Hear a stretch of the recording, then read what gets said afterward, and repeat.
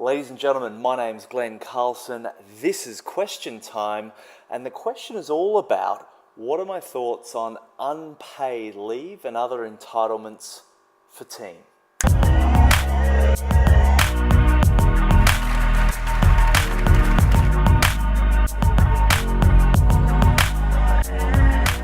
So a question came through from a friend and a client of mine. He's had one of his team that have asked to take 2 months off, unpaid, fair enough, over the course of a year, which is a pretty significant chunk of time. Now, he runs a pretty progressive accounting practice. One of the reasons that he quit his job, the final straw before he got into business, was he realized just how little autonomy he had, and now putting himself in his own staff's shoes. He doesn't want to be the ogre. He wants to create a culture of lifestyle and freedom and independence, but he also recognizes there's a commercial imperative that he needs to maintain as well. And so it's really important to create a business environment where your team are leveraging your business in a way that they can live the life they want to live as well. So one of the things that I would be thinking about, if your team member wants to take off 2 months, even if it's unpaid over the year and it's later in the year, the question is, what are they prepared to do in the build-up to that? So to just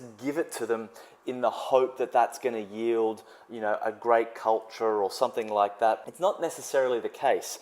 It could actually flip the other way, and if you continue to just give people just what they want, it'll create a culture of entitlement, which is the opposite of what you're looking for. And so therefore it's like, okay, well, you not being paid is not the only measure of value. If they're not there, that's going to have a negative impact on the business, etc. And so the question is, what are some of the key performance indicators? What are some of the benchmarks? What are some of the systems that team member would need to put in place to earn the right to head off for 2 months? And the way I would think about it is a couple of tiers. What would be the level of performance in terms of the systems, processes, assets that create more efficiency that would allow them, you would give them permission to go for 2 months unpaid? Then I would say, what would be the level of systems, processes and best practices and assets that they would need to create to let them go for 2 months at half pay and then go for 2 months at full pay? So you create an entire performance schedule where all of a sudden you're giving your team member the opportunity that if they want to do a few early mornings, a few late nights, if they want to grind it out over the weekends to get some really great work done, all of a sudden they're going to have an all expenses paid 2 month trip around the world. And over the 10 months leading up to those 2 months, you get significantly more output than you would get over that same team member potentially over the entire 12 months as well. That's my thoughts on how to approach it.